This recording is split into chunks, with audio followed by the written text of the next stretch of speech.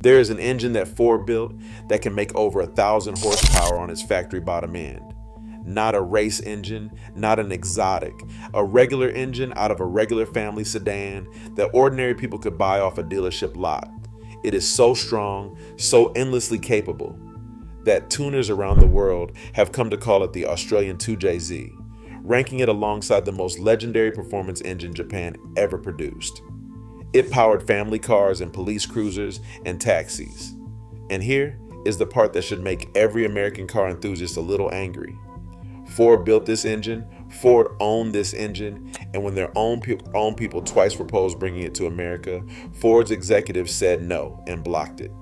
They had a world-beating engine in their own family, and they deliberately kept it away from the largest car market on earth.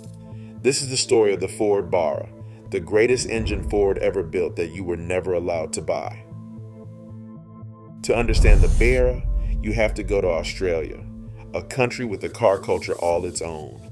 For decades, Australia built its own full-size cars, locally engineered for local conditions, and the rivalry between Ford and Holden down there was as fierce as anything in motorsport. At the center of Ford Australia's lineup was the Falcon, a big rear-wheel drive sedan, and the Falcon had always been powered by an inline six-cylinder engine, a layout with a long and proud history. By the early 2000s, that old six needed replacing, and Ford Australia made a decision that would echo for decades. Rather than abandon the inline-six for a more fashionable layout, they invested heavily in building the best version of it they possibly could. They reportedly poured around $500 million and tens of thousands of hours of testing into the project. The engine that emerged in 2002 was called the Barra, named after the barramundi, a tough Australian fish, and the name was a statement of national pride. This was Australia's engine. What they had built was a 4-liter inline-six with a thoroughly modern design, dual overhead camshafts, 24 valves, variable cam timing, and all the contemporary technology. But the magic was not in the features. It was in the foundation. Ford Australia built this engine with an iron block, and they reinforced that block far beyond what the engine's power output required. It was heavily ribbed and strengthened, with a closed deck design, the same fundamentally strong architecture that makes the great performance engines great, where the cylinders are rigidly supported and refuse to flex under enormous pressure. Like the legendary engines it would come to be compared with, the Barra was built with a tremendous reserve of strength that its factory power figures gave no hint of. Ford Australia had quietly created one of the strongest production engine blocks in the world, and they dropped it into ordinary family sedans. If you are enjoying this, hit the like button, because the story of the world-class engine the company hid from its own home market is exactly the kind of thing the big manufacturers would rather you never learn, and it genuinely helps this reach more people. Now let me show you just how good this engine really was, and how it humiliated Ford's own flagship. The version that became legendary was the turbocharged Barra, and here's where the story gets pointed. Ford Australia, at the top of its lineup, sold a V8 powered Falcon, the XR8, with a 5.5-liter 8-cylinder engine. That V8 was supposed to be the king, the flagship, the most powerful and prestigious car in the range. That is how it works almost everywhere. The V8 sits at the top, and the 6-cylinder is the sensible step down. But then Ford turbocharged the Barras 6 and put it in the XR6 turbo, and something awkward happened. The turbocharged 6 was, in the real world, the better car. Thanks to its huge 4-liter displacement, it barely needed any boost at all to make tremendous power, and it made that power lower in the rev range where you actually use it. It had more grunt nearly everywhere, and because the 6 was lighter than the V8, the car handled better, turned in sharper, felt more alive. On paper, the V8 might have kept a narrow lead in peak figures, but on the road, the cheaper 6-cylinder turbo embarrassed Ford's own flagship V8. The sensible engine had outclassed the prestige engine within Ford's own showroom. The XR6 turbo became a sensation. Enthusiasts loved it, And in one of the great real-world endorsements an engine can receive, police forces across Australia and New Zealand adopted the turbocharged Falcon as a patrol car because it had the speed to catch anything, the comfort for long shifts, and the reliability to take the abuse of police service. When the people whose lives depend on a car starting and running hard choose it for daily duty, that tells you something the brochure never could. The Barra had proven it was not just powerful, but genuinely, deeply durable. But the factory power was once again only the beginning of the story, because the real legend grew in the hands of tuners. Just like the famous Japanese engines it gets compared to, the Barra responded to modification in a way that bordered on the absurd. That massively overbuilt iron block could take boost, and then more boost, and then far more boost, and just keep making power without breaking.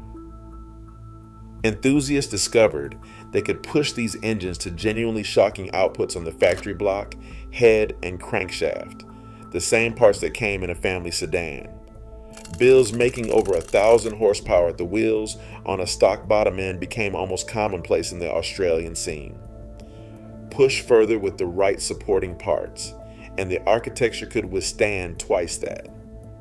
There are documented Barra-powered cars producing well over 2,000 horsepower and revving past 10,000 RPM, all built on that fundamentally strong foundation Ford Australia had laid. The family sedan engine had become a genuine giant killer, a sleeper that could be hidden inside an ordinary-looking car and used to destroy exotics. Word spread beyond Australia, and the engine's reputation went global.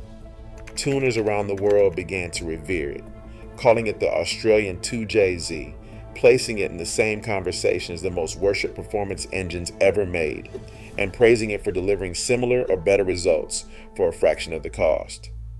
People began importing the engine, shipping these Australian sixes across oceans to swap into other cars, simply because there was nothing else quite like it for the money.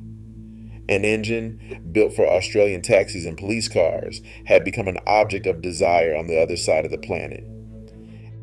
And this is where the story turns from triumph to genuine frustration because of what Ford did next, or rather, what they refused to do. Here was Ford, an American company, sitting on one of the finest engines in the world, built within its own corporate family. The obvious move would have been to bring it, and the Falcon it powered, to the United States, the largest car market on Earth, where a strong, tunable, rear-wheel drive performance sedan would have found an eager audience, and people inside Ford knew it. There were genuine proposals reportedly around 2005 and again around 2009 to bring the Falcon and its engine to America. Both times, Ford's executives blocked it. They had a world-class engine and a world-class car in their own lineup, and they made the deliberate decision to keep it confined to Australia and New Zealand, denying it to their home market entirely. The Barra remained a uniquely Australian treasure, locked away from the very country whose company owned it. Then it got worse. In 2016, after 14 years, Ford ended Falcon production in Australia altogether, shutting down local manufacturing. The Barra, one of the greatest engines Ford ever produced, was simply discontinued. It was never sold new outside Australia and New Zealand, never given the global stage it had earned, and then quietly killed off. Because it was confined to one corner of the world, it never received the vast global aftermarket support that its Japanese rivals enjoyed. Its wings clipped by the very company that built it. One of the best engines in the world, owned by an American giant, lived and died as a regional secret. It is worth pausing on just how unusual it was for a company to do this in the first place, because it sharpens the whole story. By the early 2000s, most of the industry had decided the big inline-six was a thing of the past, a layout to be replaced by V6 engines that packaged more easily into front-wheel drive cars. Ford Australia went the other way entirely. They looked at an engine architecture the rest of the world was abandoning and decided to perfect it, to spend serious money making the definitive version of a layout everyone else had given up on. That contrarian conviction is exactly why the Barra turned out so special. The long, straight six is inherently smooth, and inherently strong, with the crankshaft supported along its whole length. And when you build that layout with a thick, heavily reinforced iron block instead of cutting weight to chase a fuel economy number, you end up with a foundation that can take abuse almost without limit. Ford Australia chose strength when the rest of the industry was chasing lightness, and that single philosophical choice is the root of everything the Barra became. The engineers who built it were not following the trend. They were building the best engine they knew how to build, and trusting that durability would prove its own worth. It did. So what is the lesson buried in this story, beyond the frustration of a great thing kept from the people who would have loved it?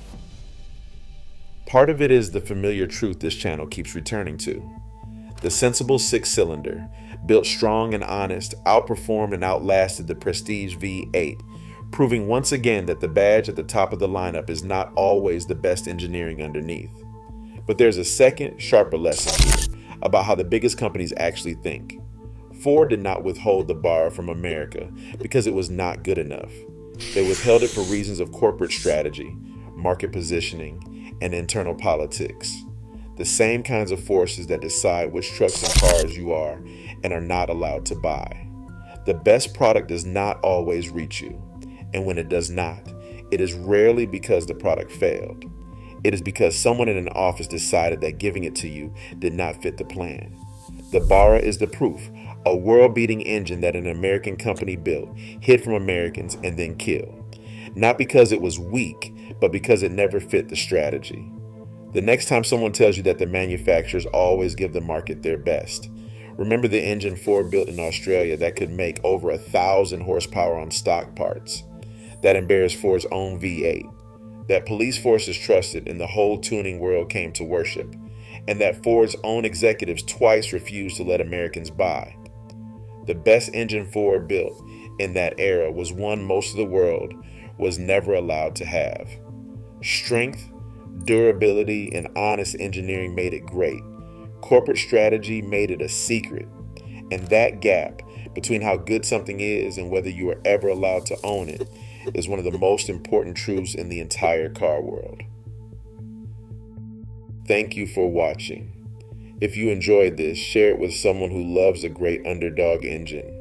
Drop a comment and tell me which forbidden fruit car or engine you most wish your country had been allowed to buy. And if you have not subscribed yet, do it now because there are a lot more stories like this coming. Stay safe out there, and I will see you in the next one.